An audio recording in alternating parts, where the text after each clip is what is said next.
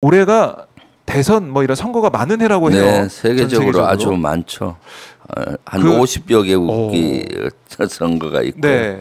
네. 그 스타트를 대만이 끊었습니다. 네, 네. 그렇죠. 대만 이번 총통 선거 좀 어떻게 보셨습니까? 네, 이번에 라이칭더 당선인이 네. 당선됐잖아요. 민진당. 여기는 이제 대만 독립을 주장하는 민진당에 됐는데 네. 중국이 그동안 강력 반발을 해왔던 후보가 라이칭더입니다. 네. 그래서 중국도 이번에 라이칭더가 되면서 민진당의 내 주류 민의를 대표할 수 없다. 이번 선거가 양안관계의 기본 구조와 발전 방향을 바꾸지 못하고 조국 통일을 막지 못할 것이다라고 나를 세웠는데요. 네. 사실 양안 문제 지금 갈등이 앞으로 점점 고조될 걸로 보입니다. 그러니까요. 그러니까 양안 문제가 고조되면 대한해협이 봉쇄된다든가 네. 대한해협에서의 자유로운 항행 이런 것들이 어려울 수 있거든요. 이것은 바로 우리 한국 경제에 직격탄을 줄 수가 있어서 네. 사실은 좀 우려되는 지점이 있고요. 또 중국과 대만의 갈등 구조가 깊어지면은 미중 패권 전쟁에 또 깊어질 수가 있고요. 그 틈바구니 속에서 우리가 결코 양안 관계가 원만히 됐을 때 우리 국익에 유리한데 네. 양안 관계가 나빠지고 미중 패권 경쟁이 심해지면은 우리에게는 국익에는 안 좋은 영향을 미치거든요. 그렇겠죠. 그래서 안 좋은 영향으로 가고 있지 않나 하는 우려를 하고 있습니다.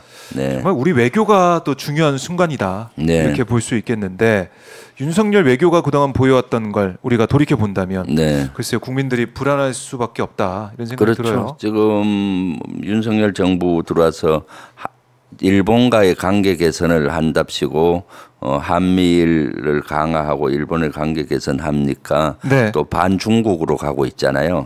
그러다 보니까 사실은 점점 우리에게는 동북아 지형 구조가 전략적인 지형 구조가 안 좋은 구조로 가고 있습니다. 그래서 사실 대만 문제가 갈등이 심해질 텐데 브룸버그에서 보니까 대만에서 무력 충돌이 양안에서 일어나면은 네. 제일 피해국은 대만이 되겠지만은 그다음 피해국은 한국이라고 전망을 했어요. 왜냐하면 우리는 무역을 하는 나라인데 만약에 거기에서 무력 충돌이 난다면은 한국 같은 경우는 GDP가 23.3%나 감소될 수 있다라고 네. 이런 예측을 내놨습니다. 그래서 그동안 윤석열 정부가 외교 참사를 이어갔는데 그중에 그 가장 큰 외교 참사 중에 하나는 반중국 정책을 쓰는 겁니다. 그렇죠. 가치와 진영 외교를 한답시고 편가르기 외교했잖아요. 네. 일본은 민주주의 국가의 가치를 공유하니까 우리 편.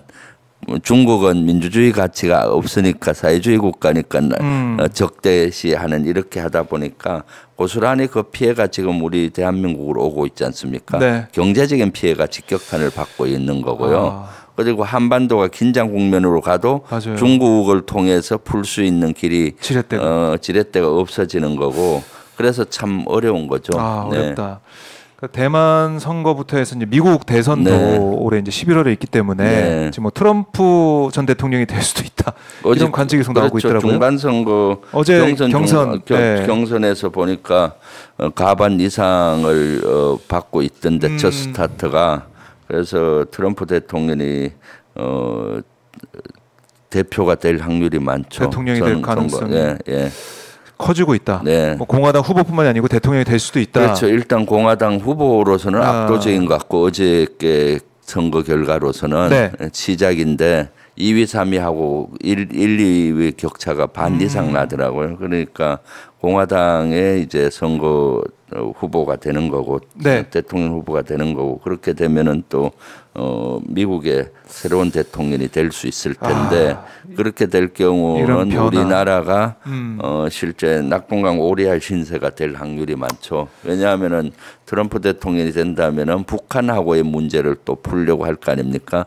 북한은 트럼프하고만 내가 김정량 치네 이렇게 하면서 북한은 트럼프하고만 상대하려고 하지 윤석열 대통령을 상대하려고 안 할 겁니다. 그러다 보면은 한반도의 운명을 우리 손으로 개척해 가야 되는데 외세의 손에 의해서 미국이나 또 다른 나라의 손에 의해서 끌려가는 형국이 될 수 있어서 지금 윤석열 정부가 정신 바짝 차리고 하지 않으면은 그러한 상황이 될 수가 있는 거죠.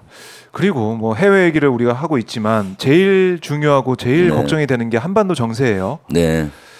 김정은 위원장의 뭐 여러 가지 이제 발언 거기에 대한 또 윤석열 대통령의 또 받아치는 발언 이게 좀 이어지면서 한반도 긴장 관계가 전쟁의 먹구름을 계속 띄우고 있고 계속 고조되는 것 같아요. 이런 긴장이. 그렇죠. 네. 어떻게 보고 계십니까? 지금 점점 한반도 전쟁의 먹구름이 끼고 있는 거죠. 왜냐하면 지금 물론 북한은 점점 더 외길을 가는 것 같아요. 그동안 정책 기조를 완전히 바꾸었잖아요. 통일에 대한 것들을 모두 지워버리고 민족이란 개념도 지워버리고 적대국가, 우리 대한민국을 적대국가, 제일 적대국, 뭐 주적 이런 걸 명기하고 앞으로 계속 하겠다는 것이고 그럼 또 우리 윤 대통령도 여기에 따라서 바로 북한 도발 시 몇 배를 응징한다라고 또 강대강으로 이렇게 싸우고 있어요. 사실은 그래서 점점 이것이 위기로 치달리고 있지 않나 브레이크 없는 열차처럼 하는 것이 상당히 우려되는 지점입니다. 자, 이러다 보니까 지금 연초에 우리 주식시장이 좋지가 않다. 코스피가 부진하다.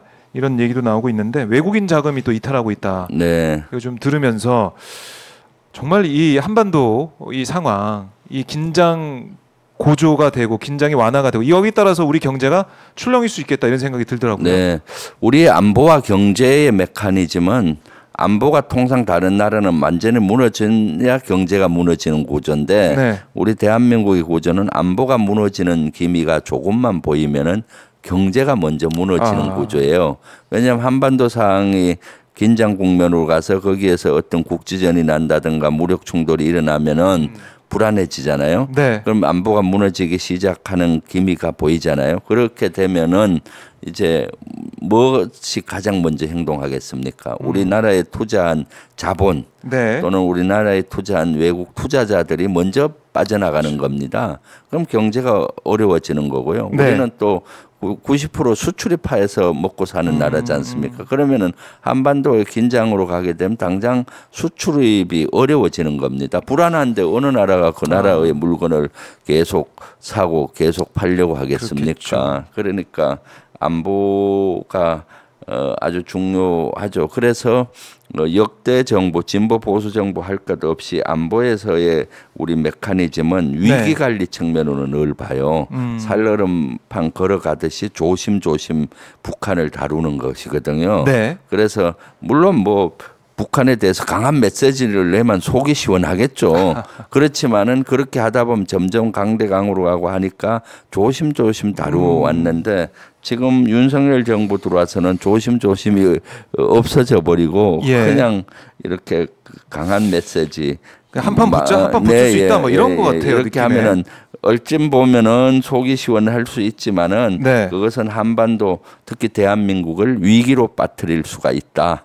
위기로 치닫게 할 수 있는 거죠. 그래서 지금 조금 전에도 이재명 대표님께서 그런 걸 경고한 거 아닙니까? 실제 한반도를 자꾸 위기 상황으로 몰고 가는 거 있었다. 그래서 오늘 메시지에 있었어요. 이재명 대표 그래서 메시지에. 우리 사실 한 달 전에 이재명 대표님 지시로 이제 한반도 위기관리 TF를 만들었고 지금 제가 TF장 이재명 대표님 임무를 주셨는데 그래서 이런 것들을 위기관리 어떻게 할 건지 이제 이재명 대표님 또 건강 회복해서 돌아오셨으니까 빨리 의논을 해서 그런 방안들을 좀 더 강구해야 되겠다 생각이 듭니다. 알겠습니다.